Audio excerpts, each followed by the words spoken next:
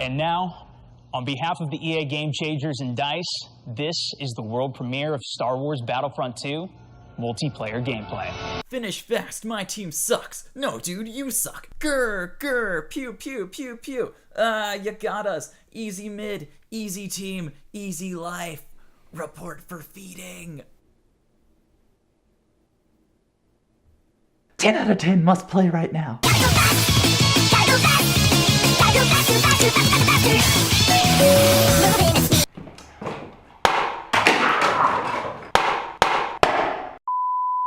Okay, so I'm sure as most of you have figured out already, Battlefront 2 isn't actually out yet. It's still going to be a couple more months till that game releases, but while we're waiting, we do have something to tie us over. Battlefront 2! The old one.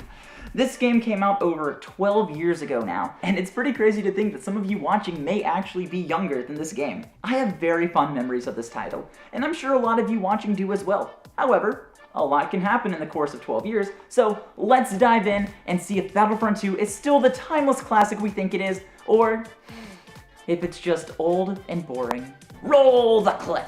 So, the first thing that I noticed when booting up this game was that all of the menus are completely different from how I remember. Maybe the game always looked like this on the PC, but when I played this back on my PS2, I recall there being a lot more stuff happening on screen. There were some clips playing from the movies, there was some epic Star Wars music in the background, and it was just good stuff. By comparison, this seems kinda meh.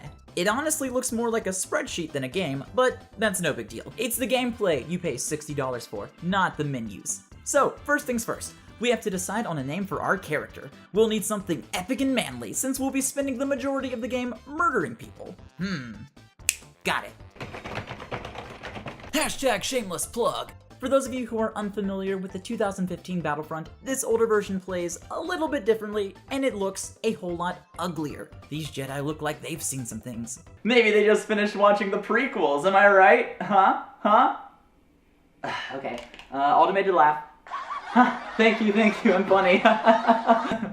In all seriousness though, I actually ended up pleasantly surprised by this game. Even 12 years later, the gameplay is still good, if just a little bit clunky and hard to control. It doesn't play the way that a modern gamer would be used to, but if you can get past some of the rough edges in gameplay and presentation, it's still a pretty fun time. Anyways, this game is split into 4 modes. We have the single player, instant action, galactic conquest, and of course, multiplayer. The 2 biggest parts are obviously the campaign and multiplayer, so for the first half of the video, I'll do the single player, and we can check out multiplayer at the end. We begin our adventure on the planet Geonosis, and for all you Star Wars fans out there, this game takes place during the events of the Clone Wars all the way to the Battle of Hoth in Episode 5. You may be wondering, why don't you get to play through Episode 6? And that is because the game has you playing exclusively as a clone soldier. And do you know what happens to all the clones in Episode 6? Spoiler for a 30-year-old movie.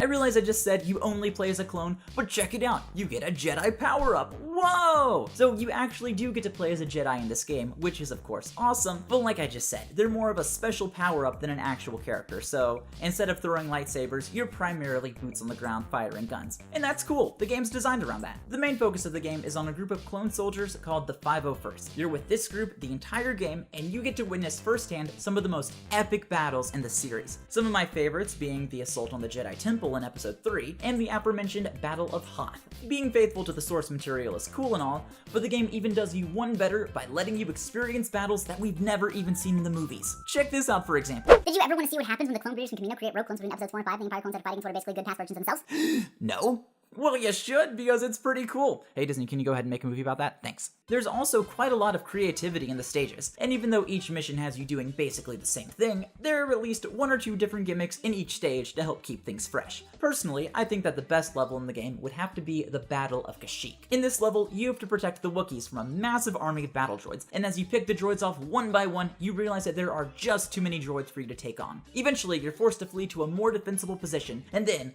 just when it looks like you're about to be overwhelmed, Yoda shows up, and you get to play as the Jedi Master himself as you slowly take back the beach and destroy the droid menace. Ooh, it's so good. This is epic stuff right here, and it is by far the level that I feel best captures the feeling of Star Wars. If someone ever decided to, I don't know, remake this level with modern graphics and gameplay, then that would be amazing. Wink wink, nudge nudge. Now you may be seeing a lot of teammates running around the screen right now, but do not be fooled. This is still single player. When I was a kid playing this game, I didn't have internet, so obviously I couldn't play online. But for me, it really didn't matter since I was always surrounded by dozens of other characters at a time. This game, in my opinion, did an amazing job of making you feel like you were actually just a small piece of a much larger battle. Now that I'm older though, I still think that it's cool to see the map filled with all these different characters, but I've begun to realize that it's not quite the same thing as playing with real people. Mostly because the AI in the game is dumb.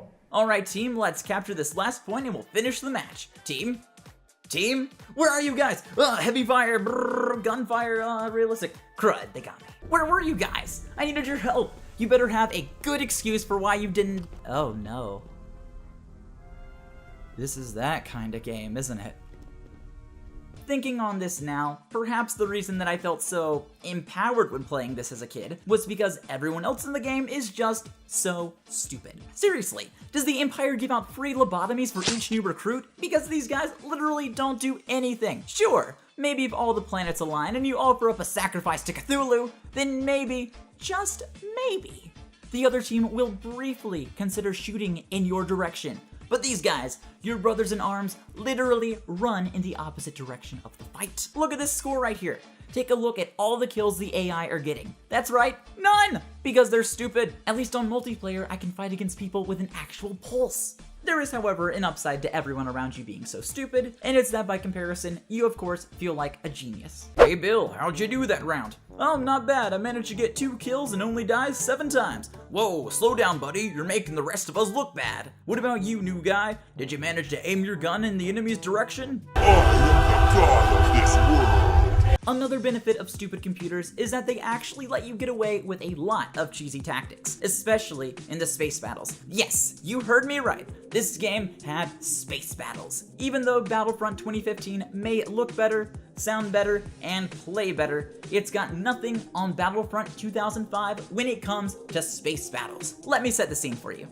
The Separatists have attacked Coruscant and kidnapped the Chancellor. While the Jedi attempt to rescue him, you and the rest of the clone army have to stage a daring counterattack on their starship armada. You hop into your spaceship, and while dodging enemy laser and turret fire, you board the Separatist vessels, fight your way past their security systems, rig explosives onto their life support, and then steal one of their own ships and fly away as the entire enemy fleet explodes behind you. Roll credits. Okay, again, this looks pretty low-tech by today's standards, but the fact that there is basically an entirely separate way to play this game is super rad, and I really hope that the new Battlefront 2 gives us something similar to this. It's called Star Wars for a reason, people. Now let's talk a little bit about the story. Have you ever seen the Star Wars movies before?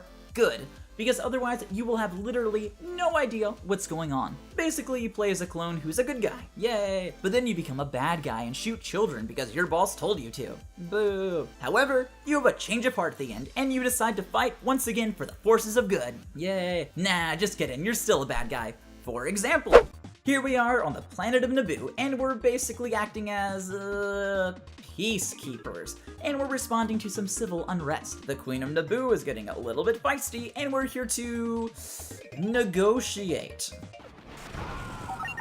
Wow, negotiations sure were a blast. This Jedi over here must have gotten a little bit too excited because he fell into a glitched part of the map and now I can't complete the level. Who's a cute little Jedi? You are, yes you are, yes you, blah, bad Jedi. While we're on the subject of Jedi, they are literally the most OP thing in this game. The computer-controlled Jedi are naturally kind of cheap since they can deflect your shots, but it's only when you actually play as a Jedi yourself that you begin to realize just how broken they truly are. Did you think the hero characters in Battlefront 2015 were just a little bit too difficult to deal with? Well, bam! Now you can triple jump. You're welcome. The hero characters in this game also run on a timer instead of a health bar, and although this may seem like a good idea at first, the timer is replenished every time you kill someone. So if you're really good at the game and can snipe off the enemy team, you could literally have Darth Vader running around the map for the entire game. Personally though, my favorite hero character would have to be my boy Obi-Wan.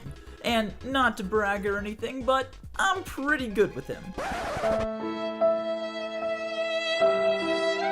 No, God! If people see I'm bad at games, they'll unsubscribe. What am I gonna do? How can I fix this? I gotta be one with the Force. Yeah, one with the Force.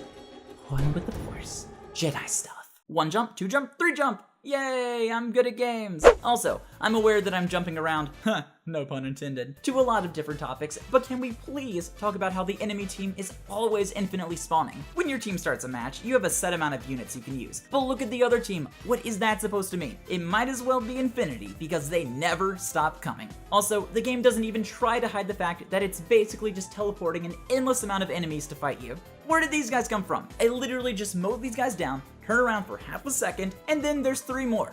This isn't the Force. This is black magic, no! Or lazy programming. Yeah, probably the second one. And so there ends the review for Battlefront 2. A game that's pretty old and hard to play in some places, but you know what? It's still a pretty fun time. There are a lot worse games you could play, and hey, if you got a PS2 or even a PC, you can play it now. Now wait just a second, you forgot to tell everyone about the multiplayer! Oh yeah, I forgot. Thanks, Super Discord. Not a problem, and remember to check the link in the description to see the Barbourshop Discord. Super Discord, away! Okay, let's go on to that multiplayer. Okay, going through the menus, pressing some buttons, and... Wait a second. So you're saying I have to make a GameSpy account?